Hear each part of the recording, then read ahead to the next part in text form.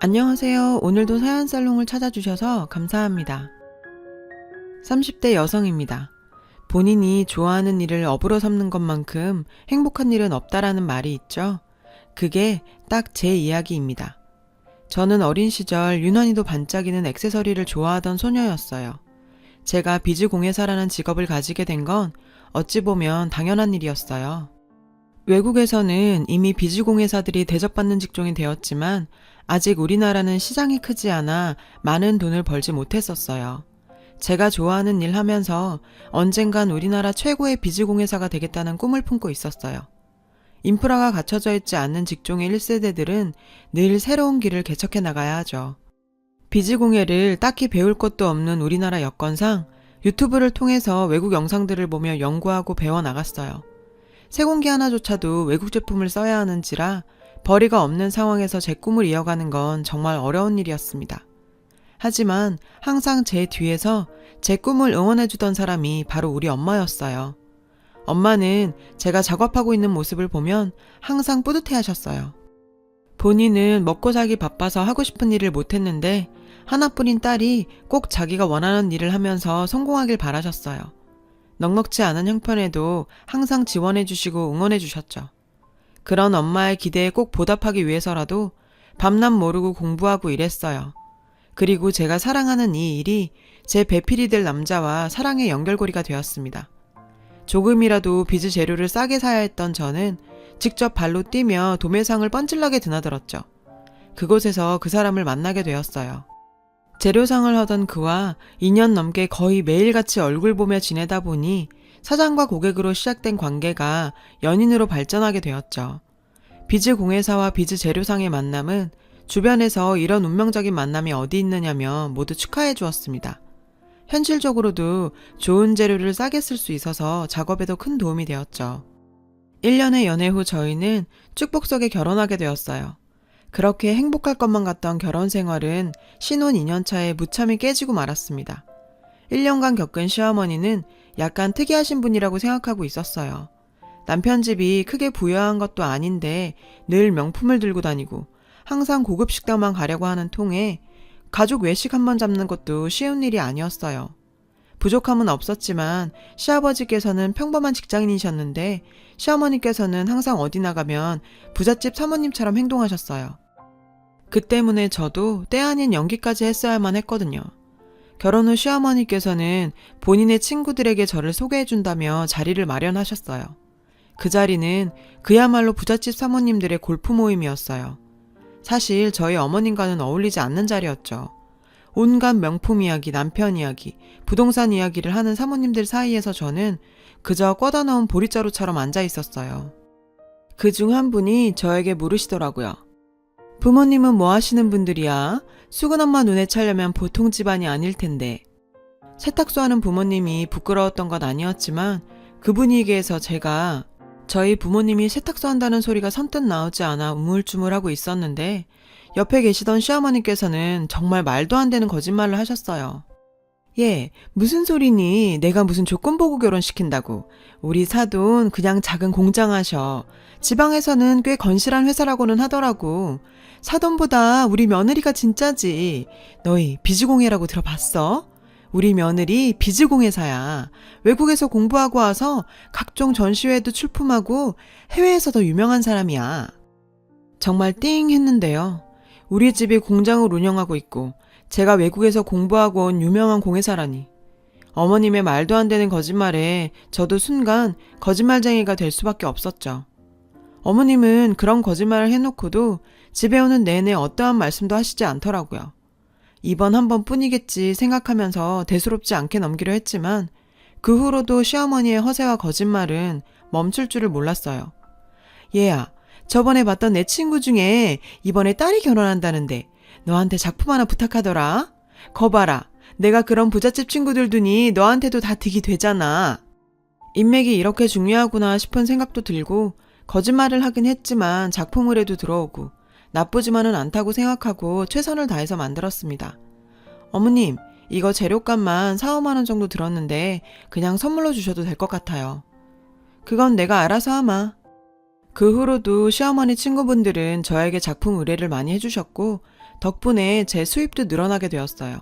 그 진실이 밝혀지기 전까지는 그저 시어머니께서 저에게 도움을 주려는 정도로 생각했었죠.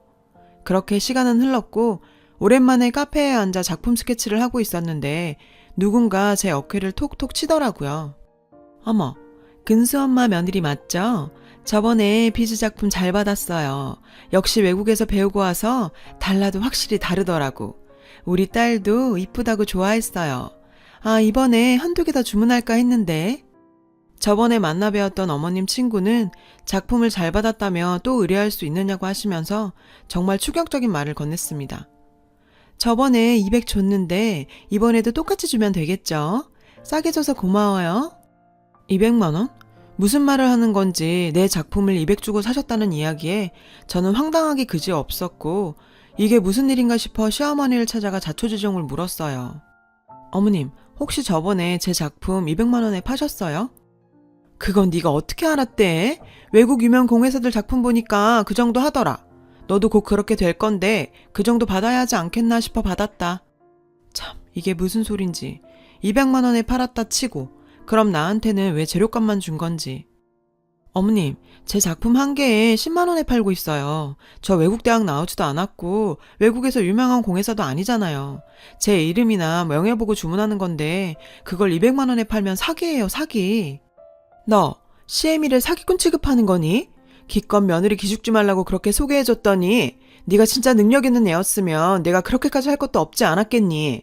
그리고 그 사람들이 200씩 준다는데 안 받니? 어머님, 저는 제 일에 자부심 가지고 있어요. 제가 정말 좋아서 하는 일이고요. 이렇게 하는 건 정말 아니에요. 앞으로는 그러지 마세요. 꼴랑 이거 만들면서 자부심? 지나가던 개가 없겠다.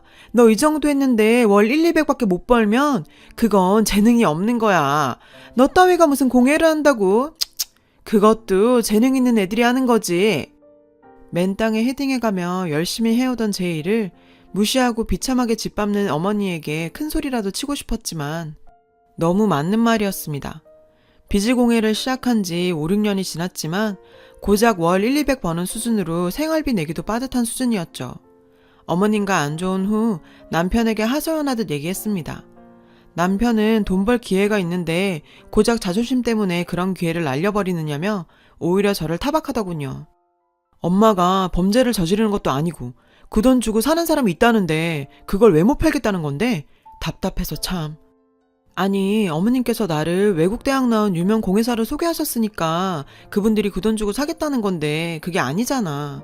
이렇게 파는 건 사기야, 사기. 난 그런 식으로 내 작품 팔고 싶지 않아. 참, 원효대사의 해골물도 아니고 고작 10만 원 남짓한 제 작품이 외국에서 공부한 유명 공예사라는 닉네임이 붙자 수백만 원 주고도 사가겠다는 사람이 줄을 선다니. 지금까지 내가 뭐 했나 싶기도 하고 어처구니가 없는 일이었죠. 시어머니의 거짓말들로 생기게 된 갈등은 결국 남편과의 이혼까지 이르게 되었어요. 그 일 이후에도 시어머니의 부잣집 사모님 행세는 계속되었고 그때마다 저는 해외 유학파 며느리가 되어드려야 했습니다. 평생 이렇게 살 수는 없는 노릇이었죠. 저는 어머님께 조심스럽게 말씀드렸어요. 어머님, 이렇게 계속 누군가에게 거짓말하면서 살 수는 없는 거잖아요. 이렇게 거짓말하다 보면 계속 거짓말하게 되고 조금 편안해지시게 저랑 같이 심리치료 한번 받아보시는 게 어떠세요? 너 지금 날 정신병자 취급하는 거니? 아이고, 며느리가 시어미를 정신병자 취급하네. 어머님께서는 본인을 정신병자 취급한다며 길길이 날뛰시는 바람에 더는 이야기를 꺼낼 수가 없었어요. 그날 밤 남편은 흥분한 모습으로 집으로 들어와 소리치더라고요. 너 우리 엄마한테 정신병자라고 했다고? 너 미쳤어? 진짜 이게 네가 우리 엄마 병원에 쳐 넣는다고 했다면서? 도대체 시어머니께서는 남편에게 어떻게 말했길래 저러는 건지 제 이야기는 들어볼 생각도 안 하고 때릴 기세로 손을 드는 남편의 모습에 더는 이 남자와 살 수 없겠다라는 생각이 들더라고요. 그 길로 짐 싸들고 집을 나왔어요. 제가 이혼 소송을 하고 얼마 지나지 않아 시어머니께 문자 한 통이 왔더라고요. 너 내가 충고 하나 하는데 너같이 재능 없는 애는 그런 일 못해. 그냥 식당 가서 그릇이나 닦으렴. 시어머니의 마지막 악담과 함께 결혼 3년 만에 이혼하게 되었습니다. 정말 이혼 이후 시어머니의 마지막 문자가 머릿속을 떠나질 않았어요. 분하기도 했지만 진짜 내가 재능이 없는 건가 싶은 생각에 한동안 공예 작업에 손도 대지 못하고 부모님이 하시는 세탁소 일 도우면서 세월을 보내고 있었는데 제가 비즈공예 작업하는 모습을 좋아하시던 엄마는 그 모습을 안타깝게 여기셨어요.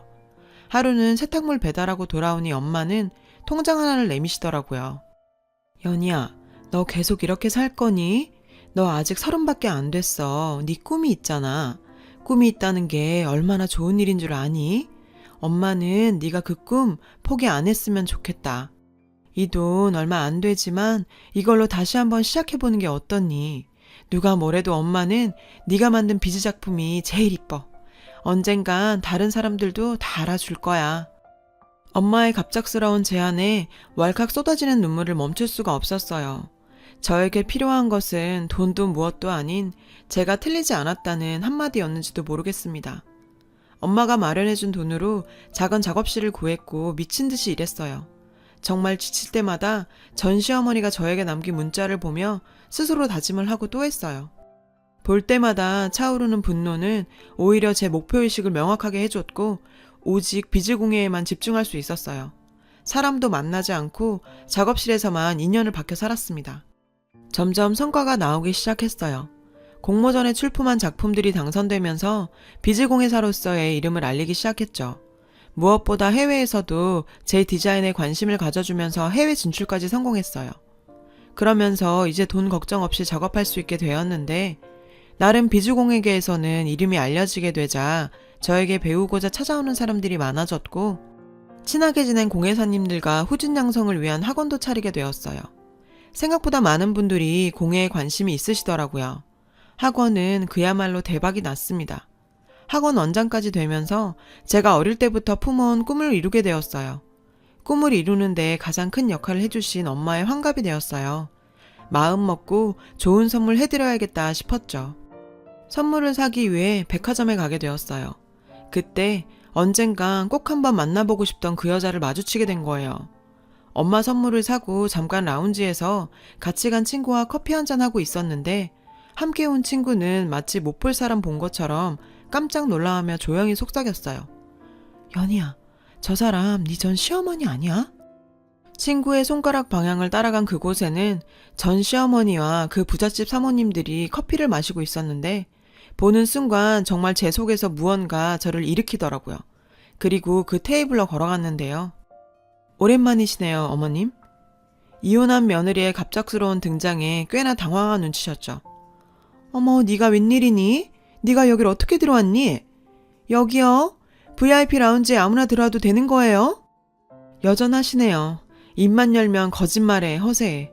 아직도 부잣집 사모님들 꽁무니에 붙어서 졸졸 따라다니세요? 3년 전이나 지금이나 똑같으시네요. 무슨 소리라는 거야? 내가 언제 따라다녔다고?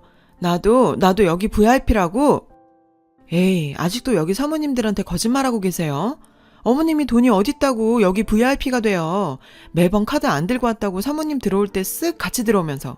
그것뿐이에요. 사모님들 혹시 그거 아세요? 사모님들하고 명품 쇼핑할 때 사고 나서 다음날 환불하러 오시는 거. 아참, 혹시 그건 아시려나? 저 외국 대학 출신도 아니고 해외에서 유명한 공예가도 아니었는데 사모님들 만날 때마다 저번 거짓말 때문에 연기한다고 고생했네요. 제가 10만 원에 팔고 있었던 작품 사모님들한테 200만 원 받고 팔았더라고요. 뭐 그 덕에 제가 저 집안 구석에서 나와서 진짜 200만 원 받는 공예가가 되었지만요. 순간 그곳의 공기는 얼음장처럼 차가워졌고 그 여자는 거의 울 것 같은 표정으로 앉아 있었어요. 어머님 마지막 문자 덕분에 제가 진짜 어머님 거짓말처럼 됐네요. 항상 고맙게 생각할게요. 그래도 허언증 그거 정신병이에요. 빨리 병원 가서 치료 받으세요. 친구와 라운지를 나오는데 사모님들한테 애원하면서 변명하고 있는 꼴을 보고 있자니 그렇게 통쾌할 수가 없었어요. 그리고 오늘에서야 제가 3년 동안 그 문자를 지울 수 없었던 이유를 알 것만 같았습니다. 라운지를 나서면서 그 문자 깔끔하게 지우고 나니 뭔가 모든 게 마무리되는 느낌이었어요. 열심히 살다 보면 사람 일 어떻게 될지 모르는 게 인생 같습니다. 누군가 자신을 능력도 없이 못난 사람이라고 손가락질 하더라도 기죽지 마세요. 저도 저보다 더 능력 있는 후진 양성을 위해 그리고 제 꿈을 위해 더 열심히 살아가야 하겠습니다. 여러분, 사연 댓글에 응원과 현명한 조언 부탁드려요. 좋아요와 구독은 저에게 큰 힘이 됩니다. 오늘도 좋은 일 가득하세요.